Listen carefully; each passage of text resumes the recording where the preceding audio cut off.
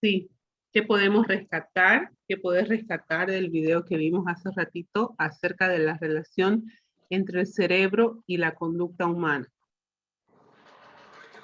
Ese que estaba viendo es de la epilepsia, estaba hablando que las personas, digamos, que son muy renegonas o muy alteradas, digamos, se alteran rápido y eso hace, digamos, que el cerebro funciona así y nos hace, y por eso yo creo que uno actúa así de esa manera, es muy impulsiva o renegona, digamos así, ¿no? Muy rápido nos alteramos.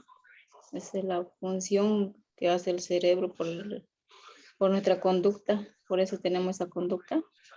Lo que ahí decía era que la conducta del enojo, las personas que no pueden controlar su enojo, las personas que se disparan, las personas que, y daba ejemplos, ¿no? De personas que tenían conductas y no se daban cuenta de lo que hacían era porque su cerebro estaba irritado. Había un problema en el cerebro, esta parte de aquí temporal, y bueno, yo les comentaba que hay muchos estudios ahora, y justamente el neuropsicólogo Alan Shore dice que cuando hay problemas en la infancia, el cerebro se va irritando, o sea, no va funcionando bien y eso afecta en la conducta toda la vida. Entonces el ser humano depende de sus primeros años de vida. Y bueno, cuando la persona está así, tiene que buscar al médico y medicarse para solucionar ese tema, porque es algo orgánico. ¿Qué quiere decir que es algo orgánico? Algo que tiene en su cerebro, que hay que solucionar, que hay que no es que la persona tan solo sea así de la nada, ¿ya? Fabio, ¿qué dice? Sí, es cierto lo que usted dice, Lisa, de que cuando uno tiene esos problemas desde pequeño, sufre con harta impulsividad en un futuro. Es como se ve hoy en día, por ejemplo, hay personas que en su niñez sufrieron algún maltrato por culpa de los padres y ahora en grande ellos hacen lo mismo con su hijo. Entonces sufrieron un trastorno y prácticamente el cerebro es el que se encarga de eso. Por eso es que a veces las personas son así impulsivas y tienen A un mal raíz de humor. trauma, sí, a raíz de Exactamente. traumas, de, de que no hubo una infancia ¿Cómo sana, se ve? Exacto. sí, entonces mucho, mucho cuidado, ustedes futuros papás, que todo lo que ustedes hagan es de mucha importancia para sus hijos, ¿ya? Eso tómenlo en cuenta y justamente, ¿no? Nos decía la psicóloga, ella clínica, que el lóbulo temporal está relacionado justamente con eso. Pero ¿por qué? Si nos vamos a analizar la raíz, ahí viene Alan Shore, que les decía, que nos dice, él que estudió mucho el cerebro con la conexión con la conducta, dice que se debe a que los primeros años de vida no tuvieron el vínculo necesario, la conexión, porque no basta que esté papá y mamá presentes, sino que esté ahí y que haya conexión. Conexión es dejar teléfono, dejar un rato la cocina y estar con el niño, por lo menos jugar con él unos 5 a 10 minutos, ir subiendo. Si le cuesta y no puede jugar de 5, después va subiendo, porque eso es lo que va a ayudar al niño a que se desarrolle su cerebro, ¿ya? Vamos a ver ahorita un video acerca de los diferentes tipos de hemisferios cerebrales y su relación con la conducta, ¿ya? Igual tomen atención porque les voy a preguntar.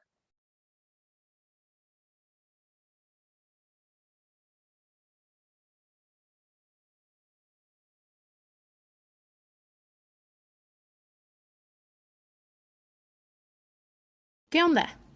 Tal vez te has preguntado cómo está conformado nuestro cerebro y qué funciones realiza. Pues bien, el día de hoy vamos a despejar esas dudas. ¿Qué son los hemisferios cerebrales?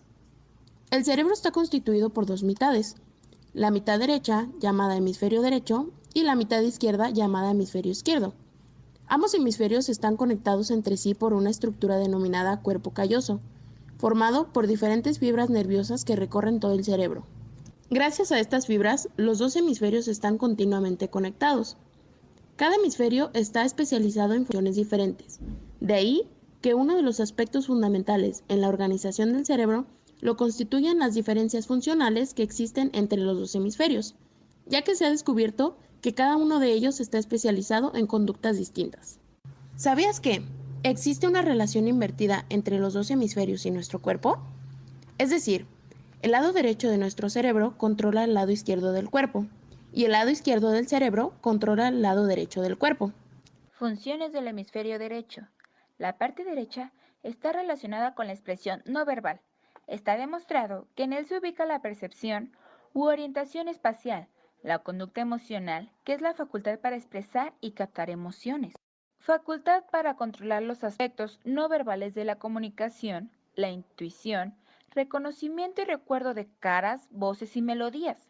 El cerebro derecho piensa y recuerda en imágenes. Diversos estudios han demostrado que las personas en las que su hemisferio dominante es el derecho estudian, piensan, recuerdan y aprenden en imágenes, como si se tratara de una película sin sonido. Estas personas son muy creativas y tienen muy desarrollada la imaginación. El hemisferio izquierdo es el dominante en la mayoría de los individuos. Parece ser que esta mitad es la más compleja. Está relacionada con la parte verbal. En él se encuentran dos estructuras que están muy relacionadas con la capacidad lingüística del hombre, el área de Broca y el área de Wernicke. Estas son especializadas en el lenguaje y son exclusivas del ser humano. La función específica del área de Broca es la expresión oral. Es el área que produce el habla.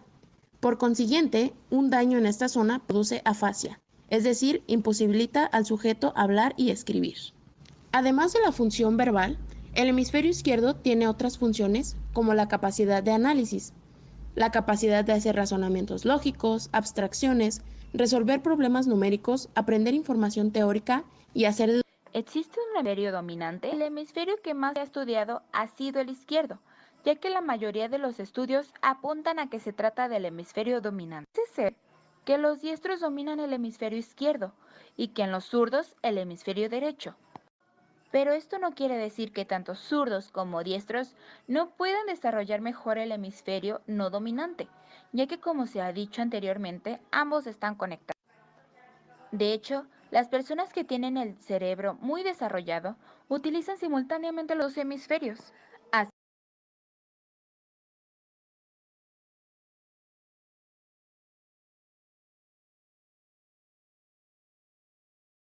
¿Has oído hablar de Nissan? Seguramente dirás algo como, sí, son autos japoneses que hacen esto.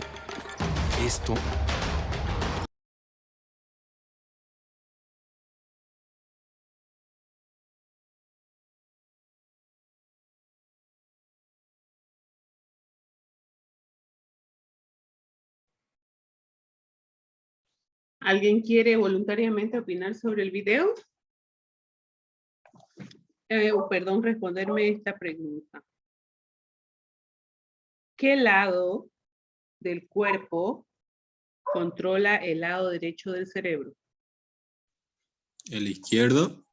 Ya. Ok, bien, Joaquín, porque es a la inversa, ¿verdad? El lado Sí. derecho del cerebro controla la parte contraria del cuerpo. Y el lado izquierdo, pues el derecho, ¿no? Por ende. Entonces, importante. ¿Ya? ¿Cuál es la función del área de Broca?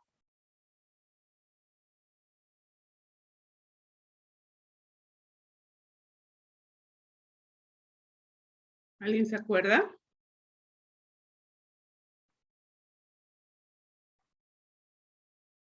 Es la del lenguaje, ya no se olviden. Y bueno, Fabio, ¿Sí, Lisen? ¿qué puedes rescatar del video? ¿Qué te llamó la atención?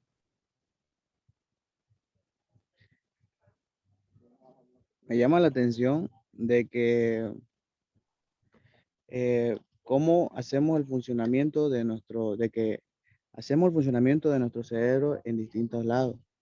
Por ejemplo, en mi parte mía, yo practico más el lado derecho que el lado izquierdo de mi cerebro, porque yo soy más al diálogo que que a los números, se podría decir.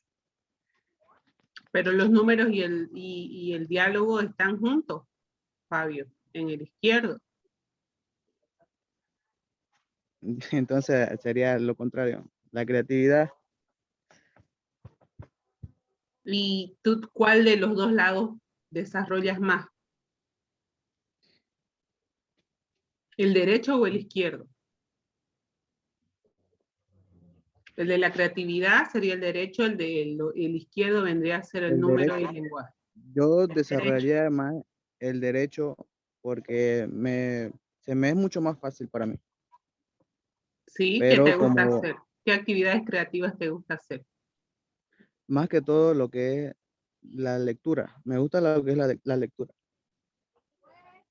Volvemos al tema izquierdo, el tema del lenguaje entonces. Sí, pero también en el lado derecho, si te recuerdas, tenemos la parte artística, te gusta cantar, te gusta pintar. sí, en algunos momentos sí, en la pintura me Te dedico gusta a eso bailar. también. Entonces, pero ahí al final ella decía que las personas, podemos decir, están limitadas a utilizar solamente un hemisferio. Yo creo, a mi pensar, que no. Nos decía, ¿no? Que es importante. Y yo les decía también anteriormente que es súper importante y les ayudaría mucho a trabajar simultáneamente con los dos. Los dos hemisferios son súper importantes en el día a día. Porque ¿qué pasa si yo soy muy lógico y muy lineal? Voy a ser muy cuadrado. Y no voy a pensar holísticamente. No voy a ver todos los puntos para resolver un problema. Y a ustedes como contadores les va a tocar resolver muchos problemas. Ustedes tienen que trabajar al lado de la gente, porque ustedes generalmente, la gente va hacia ustedes, aunque quieran o no, hay en ciertas etapas, ustedes harán sus planillas, su reporte y todo, pero van a tener contacto con las personas. Y seguramente algún problema va a haber. Y si son, su hemisferio izquierdo es muy preponderante, o sea, domina más, les va a costar hallar solución al problema. ¿Han escuchado que dicen alguna vez, ay, este es metido en sus ideas, terco como la mula? ¿Han escuchado eso? Esa es una persona que piensa de manera lineal, que no ve en un contexto holístico. Holístico es mirar desde diferentes puntos de vista, ¿ya? Ok, entonces, dado esto, los invito a que repasen, a que lean el material, porque si no, se dejan acumular cada vez y pues es mejor estudiar cuando ya ustedes lo tienen fresquito para que eso lo vayan asimilando mejor, ¿no? Entonces, tomen en cuenta eso, no esperen el último momento, y bueno, ya les voy a tomar su repaso a la próxima clase, entonces prepárense, lean hasta lo que hemos avanzado ahora, ¿ya? Ok, vamos a comenzar con el tercer tema. Ya el primer tema, que tiene que ver con todo lo que es la psicología como ciencia, todas las bases. La segunda parte vimos todo el tema de las bases biológicas de la conducta que tienen que ver con el cerebro, el sistema endocrino. Ahora vamos a ver acerca de los procesos cognitivos. ¿Se recuerdan que yo les había dicho que había una corriente Bueno, y hemos avanzado también acerca de la corriente conductual. Los conductuales solo tomaban en cuenta aquello que, que se miraba. No tomaban en cuenta los procesos cognitivos, porque ellos dicen no se observa y no existe. Pero en la actualidad, la corriente cognitiva tiene más seguidores que la conductual. ¿Ya? Entonces, ¿qué es la parte cognitiva? Es todo lo que sucede en nuestra cabeza, en nuestra mentecita, cuando procesamos alguna información. La percepción es parte del proceso cognitivo, la atención también, la creatividad. ¿Ya? Entonces, vamos a ver acerca de los procesos cognitivos. El objetivo general es determinar los mecanismos mediante los cuales el ser humano entra en contacto con la información que le provee el medio y le permite interpretar. Todo lo que entra a la mente a través del medio y con lo que el ser humano interpreta, eso se llaman los procesos cognitivos. Ahora, los objetivos específicos que tenemos para este tema es determinar el concepto de los procesos cognitivos que ustedes puedan entender.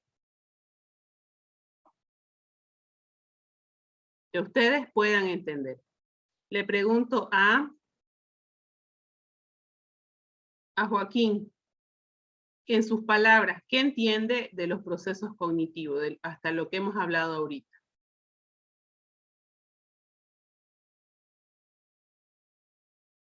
¿Joaquín está presente? Sí, le dice, me volví a conectar, es que se para cortando, mi señal se para cayendo. ¿Has escuchado de lo que hablamos acerca de los procesos cognitivos? No, le dice, no puedo escuchar nada de eso. Ya, ok. Vamos a repetir igual. Atento, ¿ya? Susana Adriana. Sí, Lice. Para usted, en sus palabras sencillas, ¿qué son los procesos cognitivos?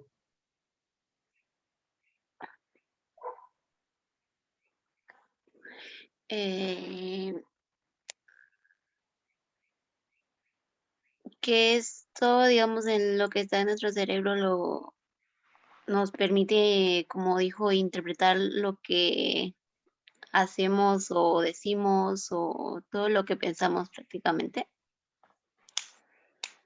Ya, ¿cuál es la diferencia con el conductismo? De la corriente cognitiva y el conductismo. Corriente y el conductismo. ¿El conductismo a qué se limita? El conductismo a una conducta observable, ¿verdad? Si yo veo cómo actúa, si la persona, no sé, come, se levanta, hace alguna actividad, se mueve, se dirige a la derecha, izquierda, eso para el conductismo es lo que importa, lo que se puede ver. Pero para la parte cognitiva que estamos viendo nosotros, y eso grábense, es todo lo que pasa en la mente, o sea, todo lo que sucede en la mente cuando nosotros procesamos la información. Entonces, la parte cognitiva no se puede ver, pero pero ustedes, al hacer eso, pueden dar como respuesta una conducta observable. Entonces, si yo tengo una percepción agradable de una persona, pues voy a irla, voy a saludar. Entonces, al hacer ese gesto de saludo, ya es una conducta observable. ¿Me dejo entender? Entonces, la parte cognitiva es aquella que no se puede ver y es lo que pasa en mi mente cuando yo estoy recibiendo la información del medio. Cuando miro, cuando observo el medio ambiente, ¿qué pasa en mi cabeza? ¿Cómo lo tomo? ¿Qué pienso? ¿Ya? Gracias, seguimos. Ahora, establecer los procesos cognitivos más importantes. Vamos a hablar de memoria, de atención y otros. Identificar la importancia de cada uno de los procesos cognitivos en la generación y estructuración del conocimiento que tiene el ser humano que los rodea, del mundo que los rodea. ¿Alguien está con su micrófono? Diego Armando. ¿Quiere opinar? Diego Armando. ¿Su micrófono? Sí, Lisa. Es que estaban con el micrófono prendido. Voy a disculparle eso. Ya, entonces, identificar otro objetivo específico es identificar la importancia de cada uno de los procesos cognitivos en la generación y estructuración del conocimiento que tiene el ser humano, decíamos, del mundo que los rodea. Ahora, establecer el funcionamiento de los diferentes procesos cognitivos. Ahora, van a responder a estas preguntas. ¿Qué color? Primero recuerda, ¿qué color del semáforo te permite cruzar la calle? Verde. ¿Quién habló? Joaquín, listo. Listo, Joaquín. Sigo con Joaquín. ¿Cuándo fue la primera vez que comiste chocolate blanco? Joaquín. No he comido chocolate blanco todavía. Ya. ¿Cuál de estos dos datos recuerdas mejor y por qué? ¿Nunca has comido ese chocolate blanco que es el de leche? No solamente el café, nomás el normal, el común. Entonces por eso te acordás. Pero a ver, ¿quién ha comido alguna vez o hartas veces chocolate blanco? Porque a mí me gusta más el blanco que el negro. Yo, Lisen, he comido el chocolate blanco. ¿Y te acordás cuándo fue la última vez, Fabio? Hace una semana atrás. ¿Pero el día, la hora o así? ¿O no? Bueno, me acuerdo el día, pero no la hora. Ya. Entonces, si ustedes se ponen a pensar, esta respuesta de qué color el semáforo permite cruzar la calle es algo automático. Pero si ya nos ponemos a pensar, por ejemplo, yo ahora me puse a pensar cuando comí, ay, ni me acuerdo. ¿Por qué? Porque es algo que hago muchas veces sin darme cuenta. Entonces, no presto atención a cuándo. Ahora, ayer cuando ibas de regreso a casa, ¿sabes si pasaron más vehículos verdes que azules? ¿Alguien de por ahí? ¿Alguien No, que no quiera le tomo- responder? No le tomo atención a los autos. Exacto, porque no prestamos atención, justamente ni siquiera ni idea de estar contando si son más verdes que azules, ¿no? Con tantos estímulos que viene del medio, o sea, de todos tipos de autos y a ver qué estemos contando en todo el trayecto a casa, ni idea, ¿no? Entonces, si ustedes se dan cuenta, ahí a qué le prestamos más atención, ¿ya? Vamos a ver ahora qué son los procesos cognitivos, vamos a ver justamente la atención, vamos a ver el pensamiento, la sensación y percepción y memoria. Todo esto son procesos cognitivos, la atención, pensamiento, sensación y percepción y la memoria. Es muy importante, chicos, porque si ustedes ven sus bancos de preguntas para estudiar, está todo esto, todo lo que les explico y lo que está en el material que les preparo tiene que ver con lo que va a ser su examen. ¿Ya? Para que ingresen a la universidad. ¿Qué son los procesos cognitivos? Son todos aquellos procesos que intervienen en la adquisición y producción de conocimiento. Se refiere a toda la complejidad de acciones mentales, lo que les decía, que desarrollamos día a día para entrar en contacto con el medio que nos rodea.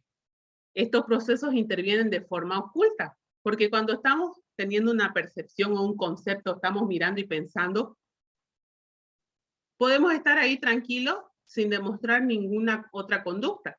Entonces, es decir que cuando hacemos uso de ellos, no necesariamente lo manifestamos en nuestra conducta. Puedo estar pensando calladita, sin decir lo que estoy pensando, ¿no?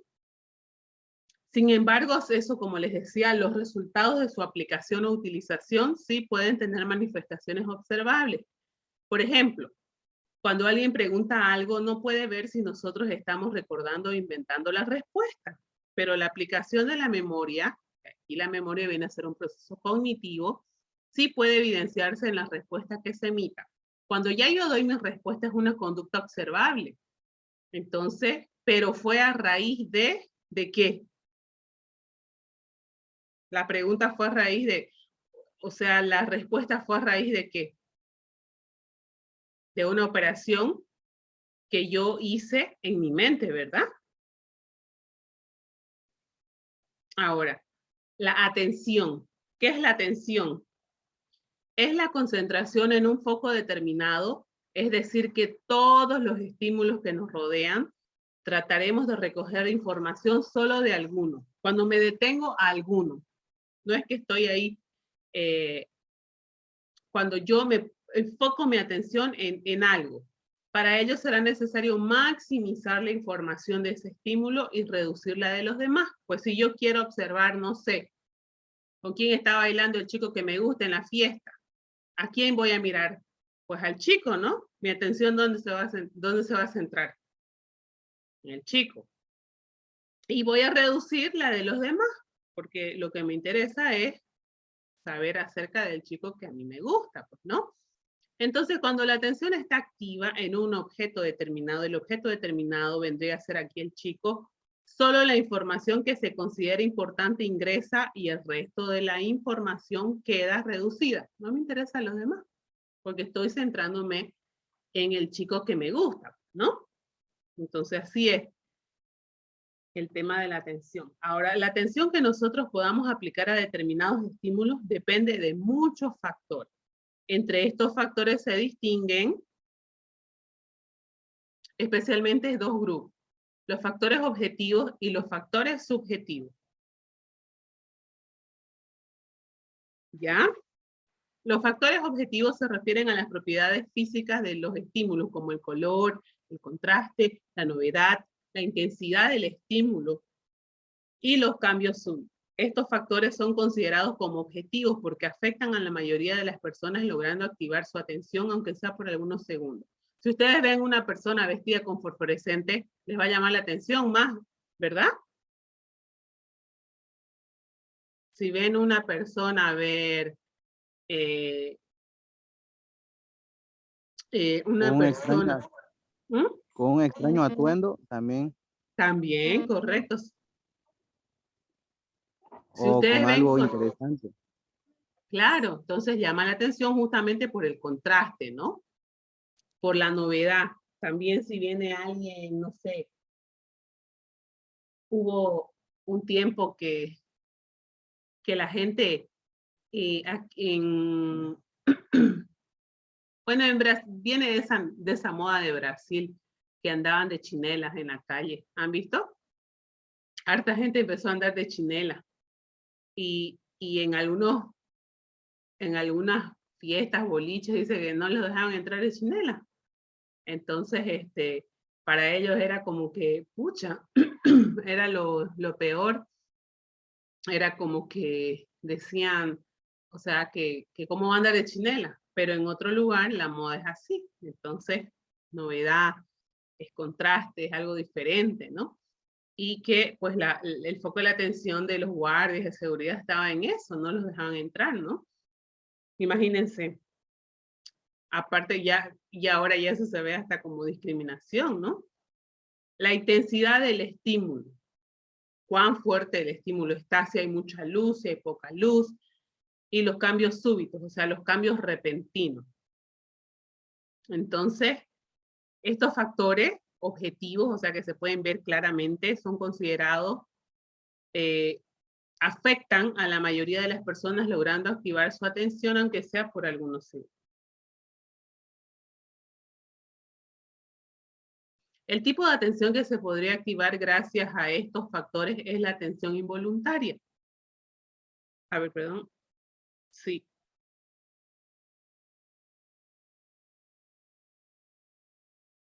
El tipo de atención que se podría activar gracias a estos factores es la atención involuntaria, a veces por el contraste, porque es diferente. La persona, aunque no lo planee, presta atención, porque es diferente justamente, ya que no hay intención directa o expresa por atender, pero el estímulo tiene cualidades que activan nuestra atención. Como les decía, una persona que se viste con una polera fosforescente, pues va a llamar la atención, aunque uno no esté ahí diciendo, ay, lo voy a mirar. O cuando los hombres ven a una mujer que esté vestida de tacos, de aros, de que esté vestida de una minifalda y esté entrando a clase. Entonces va a llamar la atención porque generalmente no es un atuendo, no irse de tacos, de minifalda, de aros grandes a las clases, ¿verdad? Porque, y su atención va a ser involuntaria, porque de por sí nomás van a mirar porque ya ni siquiera lo planean, es porque la persona está vestida como si estuviera fuera de lugar, pues, ¿no? Entonces es una atención que no se planea. Ahora, los factores subjetivos, la otra parte, son aquellos que se pueden variar de una persona a otra. Dependiendo de los intereses que tenga cada persona, se puede activar su atención hacia un estímulo o hacia otro.